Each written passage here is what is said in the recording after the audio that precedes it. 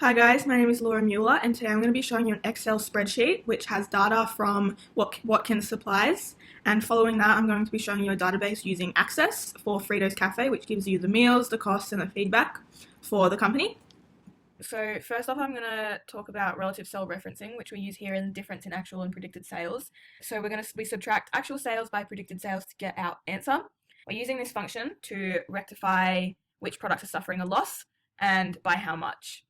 We also have the projected sales, and we are using the absolute cell referencing to find this out. So if we click on this, we see we have D2 times P9. We've used a dollar sign, which locks in the table, and then we're going to plus D2. So if we look over here, we have the projected increase of sales being 5% for the 2019 to 2020 financial year. And if we click here, obviously it says the same, it says P9. So that's consistent throughout. I wanted to know if the values met the predicted sales for the year. And to do that, I use the if function. So when I click on this value, I've got here C2, which is our actual sales. Is it greater than or equal than D2, which is our predicted sales just here? If it's true, then it will come up with yes, or if it's false, then it will come up with a no. So when we put it in, we hit enter, and it gives us that yes, this value here did meet the predicted sales. And then I've also wanted to find whether that product was profitable for the company that year. So what I did was I used the VLOOKUP function. So over here, I've created a profitability index, which gives us that anything below $750 is a loss. Anything that is $750 is at break-even point, because as we say here, break-even. Anything above 750 is actually a profit. So when we click on it, we go VLOOKUP, C2, and we select the table, and we want to lock that in so that it stays consistent throughout the whole column.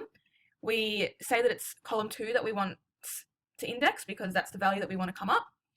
And then I selected true because I want it to be an approximate match, not an exact match. Now, using the predicted sales and the profit can actually help a company to determine what products are not doing so well and what ones are, and then can help them to decide whether they want to continue buying that product and selling it. I've also got filters on the screen. Here I've filtered that I want to look at Queensland. I want it to be beds, and I want to see the sales in the year of 2013 from September through to November. And it gives us a nice little overview, short, simple, of what we want.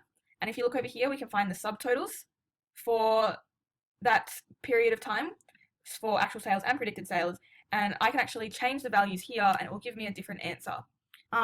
Finally, I've created a pivot table. I wanted to find the sum of actual sales and the sum of predicted sales for furniture, more specifically beds, in Queensland throughout the whole year of 2013.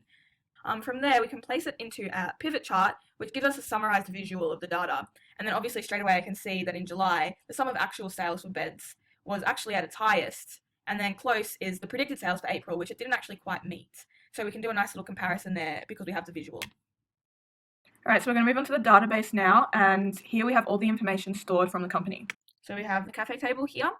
This gives us all the overview of all 6 cafes and where they're located. So next we have the cafe menu. This gives us all the cafe IDs and it matches with the meals that the cafe has picked. And here is the meals and it gives you the outlay of the meal ID, what the food is, the description of the food, and it also gives you a production and a selling price. And then we have the orders. So we have 30 orders here and it gives us the dates, what table they were ordered at, and from what cafe they were ordered at as well. And then we use the order item to be more specific, and it tells us all the different orders that we have, because obviously an order can have more than one meal. And if you look across, we also have the feedback for each meal from each item.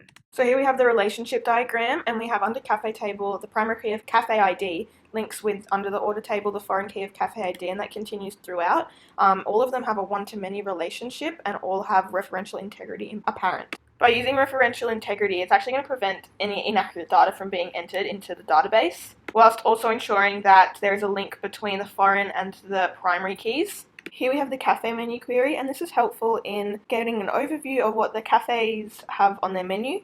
And I've specified that I want the meal ID to have a 1 and the title to have an O, and we get a nice little overview of all of them. Up next we have the cost versus quality query, and this one just gives us a nice overview of the average feedback we're getting for our meals and comparing it to our production cost and our selling price to see whether it actually meets the standard that we're setting. Finally, we have our feedback query, and we want to use this to get more information about our feedback for our meals based on certain dates and more specifically what cafes.